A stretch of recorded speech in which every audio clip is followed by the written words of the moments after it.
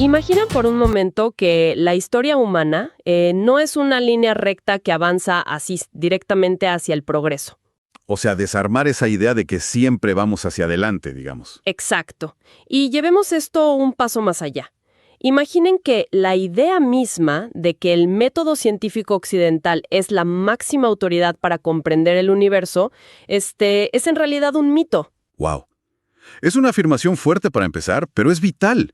Porque por lo general existe esta firme creencia de que si tienes una duda sobre cómo funciona el mundo, pues basta con ir a un laboratorio. Claro, aíslas un par de variables y listo, ¿no? Sí, y supuestamente la ciencia te va a entregar un mapa perfecto con la única respuesta válida.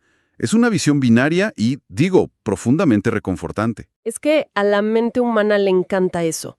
Nos fascina la idea de que el conocimiento sea visible, cuantificable y que se pueda meter en cajitas perfectamente ordenadas. Cajitas limpias de cualquier contaminación externa, por así decirlo. Pero, y aquí es donde la cosa se complica. Al adentrarnos en la sociología profunda y en cómo se construyen las realidades humanas, ese mapa perfecto y aséptico se desintegra. Totalmente. De repente, el paisaje de lo que llamamos verdad resulta ser un ecosistema inmensamente caótico. Ajá, lleno de contradicciones y matices que, francamente, no caben en una hoja de cálculo. Y esa es la definición absoluta de navegar por aguas epistemológicas sumamente complejas. Es entender que las certezas matemáticas no siempre logran explicar las necesidades de una comunidad. Y esa es precisamente la misión de nuestra exploración a fondo de hoy. Para todas las mentes curiosas que nos acompañan, vamos a desentrañar cómo el entorno dicta de manera implacable lo que consideramos que es verdad. ¿Y por qué la forma en que el mundo moderno clasifica el conocimiento podría de hecho estar funcionando completamente al revés? Para esto nos basamos en un texto académico fascinante de Octavio Carlos Rodríguez Tovar. Él hace un análisis exhaustivo sobre las visiones transcomplejas y las ecologías del saber. Un texto que, hay que decirlo, está fuertemente inspirado en los conceptos del sociólogo Boaventura de Sousa Santos. Es un documento que desafía los cimientos mismos de la academia. Sí. Plantea que la búsqueda del conocimiento ha estado secuestrada por una visión única. Hoy descubriremos por qué el afamado método científico no es la única forma válida de comprender el entorno. Y más aún, exploraremos cómo abrazar la incertidumbre, el caos o incluso lo absurdo puede ser el mejor atajo para convertirse en pensadores integrales. Bueno, vamos a desempacar esto, porque para entender verdaderamente qué es una ecología del saber, primero es imperativo analizar el ecosistema limitante en el que operamos todos los días. Claro, el terreno donde estamos parados. Exacto. El texto introduce un concepto llamado coordenadas geosociopolíticas. Y digo, suene a jerga de ciencia ficción, pero es sumamente terrenal. Así es. Estas coordenadas determinan el punto exacto en el que una idea nace. Y no hablo de un mapa físico, sino dentro de una red de poder, política y cultura. O sea, las ideas no flotan en el vacío. Exactamente. El argumento central de Rodríguez Tovar es que la realidad contemporánea y las ciencias están moldeadas enteramente por las ideologías del entorno. Claro. Por ejemplo, la ciencia occidental nace de unas coordenadas específicas de Europa y Norteamérica, ¿verdad? Sí. Y obviamente vienen cargadas de sus propios intereses históricos y económicos. Lo que implica que la ciencia no es esta entidad pura que baja de la montaña para iluminar a la humanidad. Está hecha por humanos, financiada por humanos y responde a sus agendas. Y aquí es donde el autor, citando un trabajo de Ángel del año 2013, mete la idea de las monoculturas. Que es un término súper agrícola, ¿no? Cuando escuchamos monocultivo, pensamos en campos infinitos de una sola planta, como la soya. Ajá, y esa soya termina erradicando todos los demás nutrientes del suelo hasta dejarlo estéril. La analogía ilustra perfecto el daño epistemológico. Sí, porque el texto denuncia que operamos bajo dos monoculturas principales. La primera es la monocultura del tiempo lineal. Que es esta premisa casi incuestionable de que la historia va en una sola dirección hacia el desarrollo y la globalización occidental. Exacto. Y bajo esa lupa, cualquier sociedad que no marche en esa línea recta es etiquetada como atrasada o primitiva. Se impone una única narrativa de éxito. Y la segunda, que es clave aquí, es la monocultura del saber científico. Que es la creencia de que solo la ciencia institucional tiene rigor, Todo lo demás es, no sé, folclore o superstición. Es una exclusión tremenda. Pensemos en esto como usar un GPS moderno. Este GPS está programado de fábrica para mostrarte únicamente las grandes autopistas de peaje. Lo fascinante aquí es el peligro real que representa esta configuración. Cuando operamos bajo una monocultura, automáticamente invalidamos otras formas de habitar el mundo. Claro, porque el conductor que usa ese GPS ignora que hay caminos locales. Exacto. Se ignora que hay atajos históricos y ecosistemas enteros alrededor de esa carretera de peaje. Si el sistema ignora estas rutas, asumimos que esos espacios están vacíos. Y en realidad sostienen la vida de millones de personas, ¿no? Totalmente. Limita nuestra propia capacidad de resolver problemas complejos, porque si la autopista se bloquea, no sabemos por dónde más ir. Y eso nos lleva directamente a preguntar qué hay en esos senderos de tierra. Esto nos adentra en la reivindicación de los saberes ancestrales. El texto de Rodríguez Tovar es muy claro.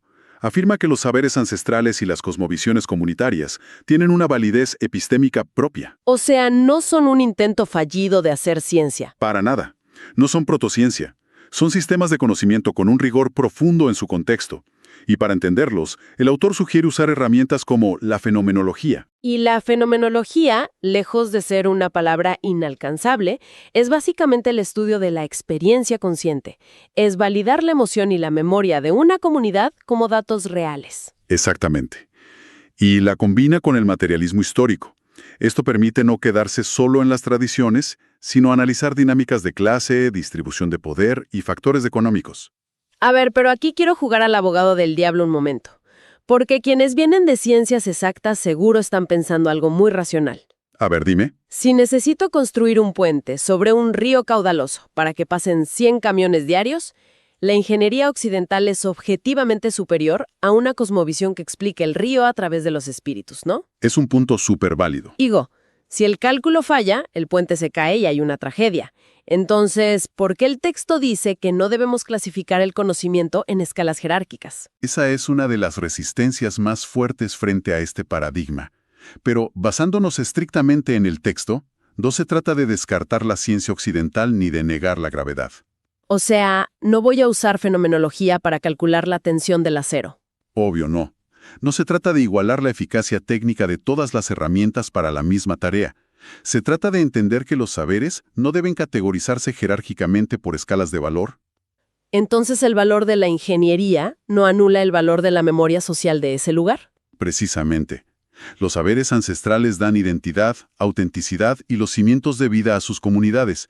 Tienen valor porque responden a su contexto sociocultural. Claro, volviendo al puente, la monocultura científica diría que vertemos concreto en el punto más estrecho del río porque es eficiente. Sí, la solución puramente técnica. Pero el saber local podría aportar que construir ahí destruye la zona de pesca de la que dependen 3 aldeas. Y el materialismo histórico revela que el puente en realidad es para una minera corporativa, no para la gente. Exacto. Una intervención puramente técnica construiría un puente perfecto que destruiría la dinámica vital de la región. Por eso no hay jerarquía, son complementarios. Ahora, aceptar que hay múltiples saberes válidos al mismo tiempo suena a que se va a armar un caos absoluto. ¿Cómo combinamos cálculo estructural con memoria ancestral sin hacer un desastre? Pues es precisamente hacia el caos a donde el texto dirige el análisis, pero alejándose de la idea de que el caos es destructivo. Ajá, como un caos organizado, digamos. Algo así. Aquí entra la concepción ecológica desde la teoría de sistemas de Bertalanffy, fusionada con lo que el autor llama la transcomplejidad. Que la teoría de sistemas dice que no puedes entender un organismo aislando solo una de sus células. Tienes que ver cómo interactúa con el entorno. Sí, y la transcomplejidad toma esa idea y la lanza a las ciencias sociales. Dice que el conocimiento surge de principios multidiversos y multidimensionales. O sea que la realidad está interconectada por un montón de variables simultáneas. Variables que no puedes separar sin destruir su significado. Esto derrumba el modelo clásico de investigar aislando factores en un microscopio. Aquí es donde se pone realmente interesante, porque el texto propone abrazar la incertidumbre, los azares e incluso lo absurdo como herramientas para construir conocimiento. Es un choque frontal, ¿no? Totalmente. Rompe las reglas de la academia tradicional. Es como pedirle a un físico cuántico que incluya improvisación en su ecuación. Es asombroso. Este tema plantea una pregunta importante, porque nuestro mundo moderno está lleno de incógnitas, de bucles y de azares. Las crisis económicas o virales no siguen una lógica lineal. Entonces, intentar entender este mundo caótico con herramientas súper rígidas es la razón por la que siempre fallamos en predecir las crisis. Exactamente. La búsqueda de respuestas hoy requiere complementariedad. Necesitamos encontrar puntos de encuentro entre distintas posturas epistémicas en lugar de buscar una verdad aislada. En lugar de ver lo absurdo o la fricción como un error, la transcomplejidad lo ve como una señal de que hay algo mucho más profundo operando ahí. Sí, un espacio de sinergia para generar conocimiento real. Todo esto suena increíble en teoría, pero me pregunto, ¿cómo se aplica a alguien que está aprendiendo algo nuevo hoy en día? ¿Cómo llevas esto a un salón de clases? Ese es el corazón de la propuesta pedagógica del texto. Hay una necesidad urgente de diseñar procesos educativos e investigativos que estén profundamente contextualizados. Ya no más educación envasada al vacío. Exacto. El autor advierte que la educación no puede ser parcelaria, aislada y fragmentada, separando ecología de historia o economía. Entonces, ¿qué significa todo esto para quienes están aprendiendo? Significa que la educación debe de construirse y reconstruirse, basándose en las historias de vida y realidades socioeconómicas del sujeto que aprende. Claro, el aprendizaje real no ocurre leyendo datos en el vacío, sino conectándolos con tu propio entorno sociocultural. Imagina enseñar biología en una zona rural usando fotos de plantas europeas, ignorando los saberes agrícolas que la familia de ese estudiante tiene desde hace siglos. Es devastador. El mensaje es básicamente, el entorno en el que vives no tiene valor académico. Si conectamos esto con el panorama general, esta es la verdadera definición de las ecologías del saber. Investigar y educar tomando en cuenta la diversidad dentro de la unidad.